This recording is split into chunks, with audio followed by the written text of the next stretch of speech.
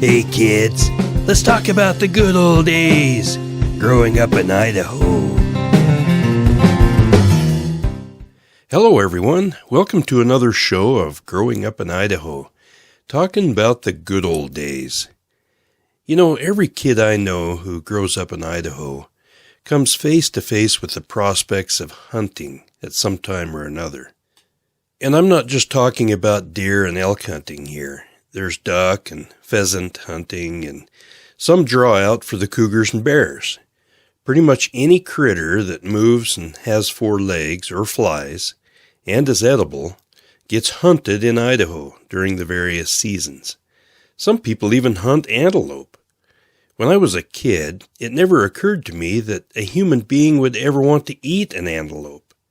In fact, if you ask me, I'd say you could just as well take your buck knife out and saw off a piece of sagebrush and gnaw on that, as to eat an antelope steak. Years ago, I was a meat cutter in Wyoming, and I would clear out one of my coolers during game season and cut elk, deer, and moose for all the great hunters in Wyoming. And there are a lot. One time a guy brought a couple of antelope in for me to cut up, and yes, I gave him that look.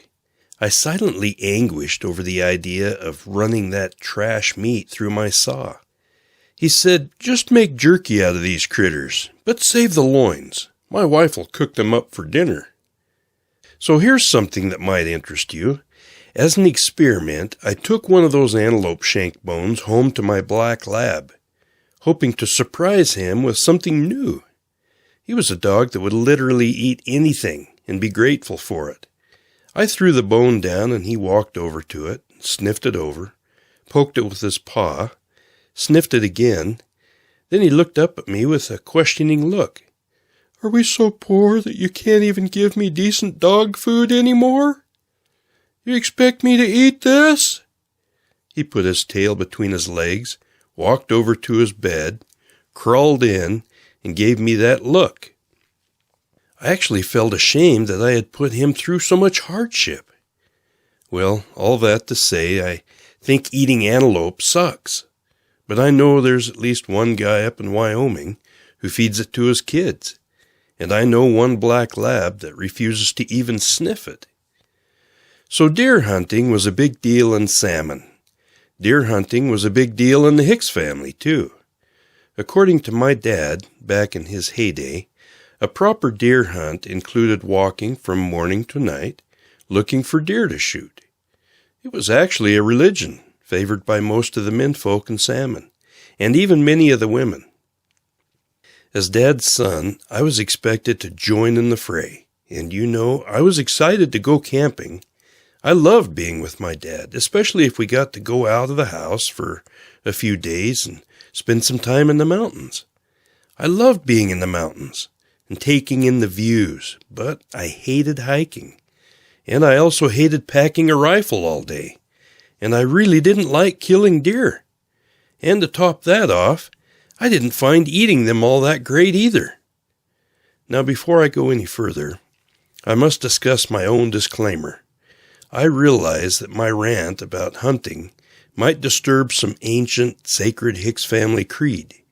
It's possible that some ancestor who's been dead and gone for centuries may hear this podcast, in the afterlife, of course, and come creep into my room and kill me in my sleep because of what I have to say about hunting in this show. So I will take that into consideration. I'll choose my words carefully. If there is, in fact, an afterlife, I want to meet my ancestors on good terms when we all meet up someday. Anyway, back to the story. To put it precisely, my opinion of a good day hunting was driving into the mountains early in the morning, seeing a herd of deer just off the road, shooting one, and then being home before breakfast. A breakfast, ironically, not of venison, but of real meat, like a beef tenderloin, or better yet, bacon. But you know, my opinion probably didn't count in Mike Hicks's book of hunting. And come to think of it, I never brought it up. It was all about Mike Hicks, one of the country's great outdoorsmen and hunters. If I brought up the fact I didn't really like hunting, hiking all day through rugged terrain, packing a rifle that got heavier by the second, I would get left home. And even worse, I wouldn't get to skip school. And I really like spending time with my dad. So I gave in and hunted Dad's way. And this is my story. One season, when I was 15 years old, Dad had the glorious idea to go on the granddaddy hunt of all time. I think it was a spur-of-the-moment idea that had been conceived in his brain for 10 or 20 years. So Mom took Dad and my brother Mike and me to the top of the Williams Creek drainage, clear to the top. We should have had oxygen tanks. For those who don't know the lay of the land around Salmon, Williams Creek is one of the drainages over from our homestead on Prow Creek. It's about 8 or 10 miles southwest of Salmon. As we piled out of the family van and I took a big breath of that fresh mountain air and looked out at the beautiful scenery in front of me, I had the sudden realization that this experience was going to be hell. Hell, I say. It was barely 10 o'clock in the morning, and I knew what I was going to be doing the rest of my day. But I was powerless to voice complaints, for the reasons mentioned. I really was kind of afraid to upset the ancient Hicks family tradition of killing wild animals for food and bragging about all my hunting exploits with anyone who would listen. And I was afraid to bring the wrath of my dad down on me. He was my hero, and I was trying hard to stay in his good graces as his second son. My only choice was to hike and to suffer. I pulled my rifle out of the van and loaded it with Dad's special rounds. A few years before, we all went up to Elmer Keith's place a few miles up the road from us and discussed the hottest rounds possible for our hot sixes. Of course, Elmer sent us away with some good information, all scientific, of course, and we loaded our own rounds to his specifications, and they were hot. We could have hunted elephants with those loads. My rifle was a gift from my Grandma Hicks that I got a few years before that.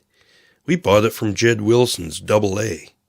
It was an Austrian-made Mauser with a decent 3-9 power scope. I knew its value the moment I put it up to my shoulder and sighted down the barrel. I knew Dad knew its value too, and I think he coveted my new gun more than once. I caught him looking over it a few times, running the action and saying over and over, "Jeff, this is a beautiful gun." He had an old Springfield .6 with a typical Springfield action. My new gun was, in fact, light and beautiful, and I was proud of it.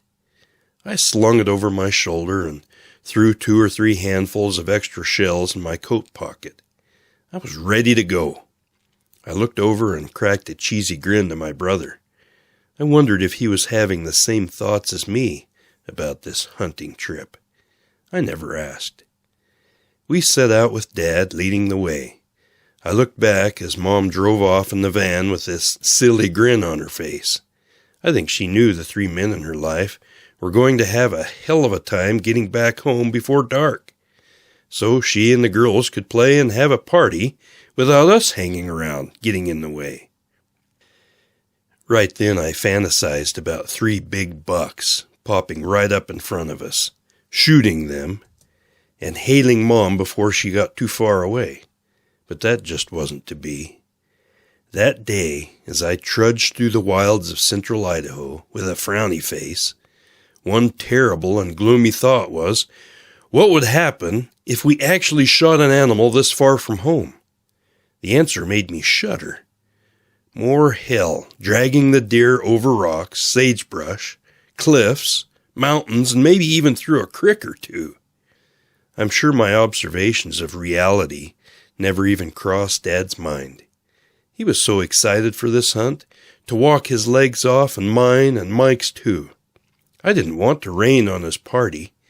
Not only was the walk painful, my beautiful Mauser-action German-made rifle became my enemy as I trooped along through the sagebrush. Its weight pressed into my shoulder and arms, and soon began to press into my indomitable soul as well. After 3 miles, I was no longer a he-man out hunting and gathering as my ancient ancestors did. I was a kid who just wanted to be home watching MASH and eating Lay's classic potato chips. I noticed my brother was wearing his favorite hat. I don't know why I didn't notice it before. It depicted an evil-looking monster on the front, just above the bill. Above the monster were the words, "I hate everybody." That's just how I felt at that moment. I had lost the zeal for this trip way back, about the half-mile mark, 30 minutes after we started hiking. As we began our descent into the Prow Creek drainage, Dad claimed that deer were in the area, and we would be running into them soon. At this point in our journey, I was near exhaustion. Hypothermia and dehydration had overtaken my system over a mile back. However, I found that my bodily condition improved a bit when Dad announced that deer were in the area. I had no idea how he knew, but an influx of adrenaline had saved many a wayfarer's life. After a while, when I realized Dad was full of horse crap about deer being up ahead, I returned to my near-death state and trudged on. I had learned many years before that to complain at a time like this was against the silent code of manhood and would surely mar the Hicks name. So I kept my mouth shut and repeated the S and F words under my breath. I really didn't care at that moment how unholy it was to swear. We passed by some 12-foot bluffs about halfway up the side of the canyon. I remembered a story about my great-uncle, who was out one day and saw a deer walking along a trail just below him. He positioned himself above the deer on a bluff, where the deer would walk under within a few minutes, and he really wanted to kill that deer and have some meat in the freezer. But he didn't have his gun. All he had was a knife. So he did what our ancient ancestors would have done in the same situation. He found a big rock and waited for the right moment when the deer would walk directly beneath him. When he dropped the rock, it fell right onto the deer's head, splitting his horns and knocking the animal unconscious. So Uncle ran down to the deer, pulled out his knife, and made ready to bleed out the animal and get it field dressed. He was proud of his creative abilities in the absence of his rifle. Just as he put his knife to the little buck's throat, the animal woke up and gave him the worst kicking and beating of his life. Uncle was so bruised and cut up from the beating that deer gave him with his sharp little hooves, he barely made it home.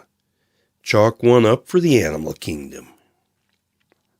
So, after an eternity, we finally made it to the bottom of the canyon, and were soon walking along the Prow Creek Road. It would be 2 more miles, and we would be walking in the front door of our house. Dark was coming on, and the weather was cold and breezy. My mood had darkened to the point of blackness. When you're cold, but you stop shivering, and your mind stops working, you know the end is near. I looked over at Mike. He looked like the Walking Dead, like he had just crawled out of a grave, slung a rifle over his shoulder, and stepped in with Dad and I. So what about Dad? He was walking along like nothing was wrong, grinning. How could that be? Was he born on the planet Krypton? Was he just plain crazy? Hell, I know I was in better shape than him, but he looked like he could have run a marathon. Amazing! I think Dad seemed to sense his boy's demise. We weren't laughing at his jokes anymore. I think he was afraid of mutiny by 2 armed and dangerous teenagers. So he began talking and joking to relieve the stress. In the past, during times like this, Dad chose interesting topics to discuss.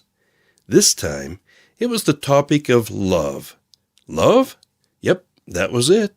It was time for the birds and the bees. But he didn't talk about any lurid details like you might be thinking. He actually just wanted us to know that it's really important to treat women with love and respect. He said he reminded Mom every day that he loved her, but most importantly, he showed her he loved her. After listening to his story for a mile or so, my mood lightened and I forgot that I was pissed off and tired out. And I was intrigued by Dad's depth of knowledge on the subject of love and relationships. On this hunting trip of all places. He should have written his own book. I slogged along with some new thoughts to dwell on. Finally, we made it home. As I dragged my feet through the door and headed down to my room, my mind went over all the activities of the previous 10 hours. The only thing my brain would register at that point is how tired I was. There was also the nagging reminder that we had not seen a single deer that whole time. Not one. In fact, we saw no wildlife whatsoever. Not even a measly little smart-aleck squirrel or a stupid grouse. I kicked off my boots and gingerly laid back on my bed and breathed a sigh of relief. As I lay exhausted on my bed, I couldn't imagine where Dad had gotten the notion that walking all day, carrying a gun, and looking for a deer to shoot was something desirable. In my estimation, there wasn't a deer in the whole damn United States that was worth the trouble. How about we buy some hamburger from Safeways and call it good? Or better yet, let's buy some bacon.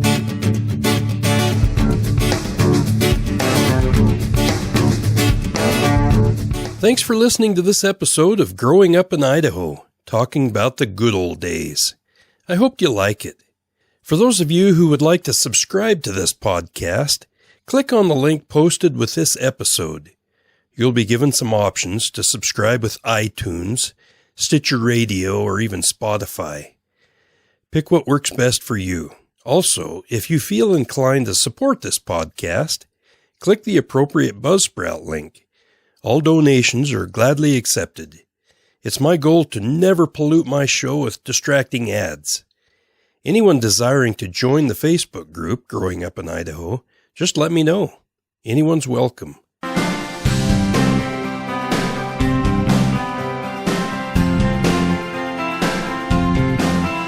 Thanks for listening. Growing Up in Idaho, the good old days.